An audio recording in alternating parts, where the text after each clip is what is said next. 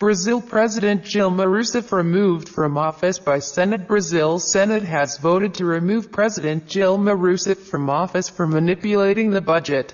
It puts an end to the 13 years in power of her left-wing Workers' Party. Ms Rousseff had denied the charges. 61 senators voted in favor of her dismissal and 20 against, meeting the two-thirds majority needed to remove her from the presidency. Michel Temer has been sworn in as president and will serve out Ms Rousseff's term until the 1st of January 2019. The center-right PMDB party politician had been serving as acting president during the impeachment proceedings. During his first cabinet meeting since the vote, Mr. Temer said his inauguration marked a new era. He asked his ministers to vigorously defend the government from accusations that Ms Rousseff's dismissal amounted to a coup d'etat. "We can't leave one accusation unanswered," he said during the meeting, which was broadcast live on television.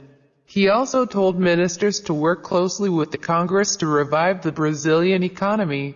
Mr. Temer is traveling to China to take part in a summit of the G20 group of major economies. The dismissal of Ms Rousseff has caused a rift between Brazil and 3 left-wing South American governments that criticized the move later on Wednesday.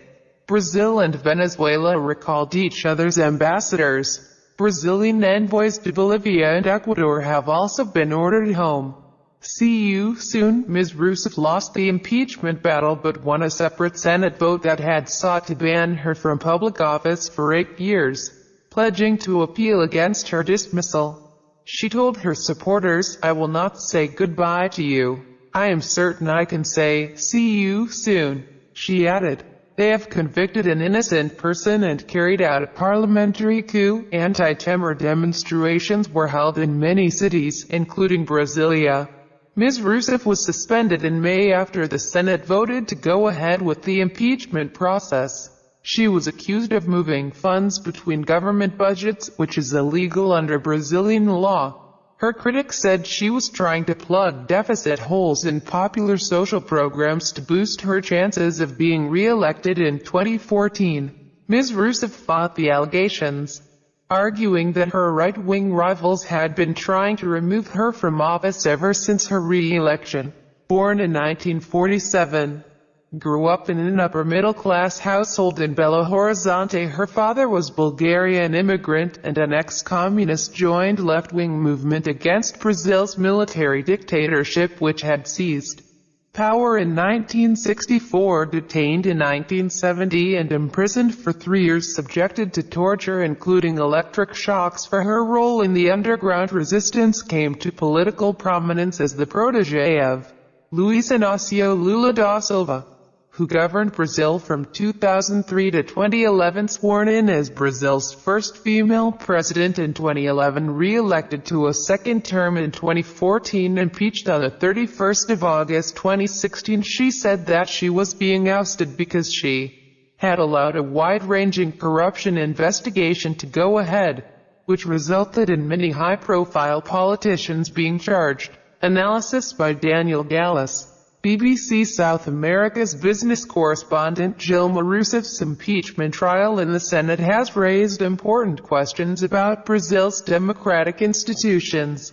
Was she ousted for having committed a crime, or was that just a pretext to remove a president who had lost control of the economy and politics?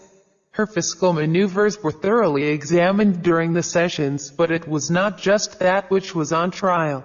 Her government policies, her U-turn on the economy after the election, and corruption in her party were constantly part of the debate. Also, as the trial unfolded, Michel Temer's interim government started its work reforming the economy and outlining new policies.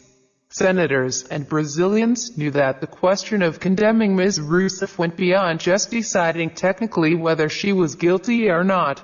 Read Daniel Gallis' analysis in full, but senators who voted in favor of her removal said it was Ms Rousseff and the Workers' Party who were corrupt and needed to go.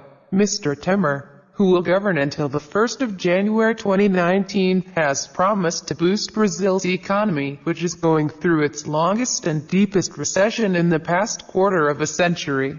His critics have already warned that he plans to cut many of the popular social programs introduced by the Workers' Party.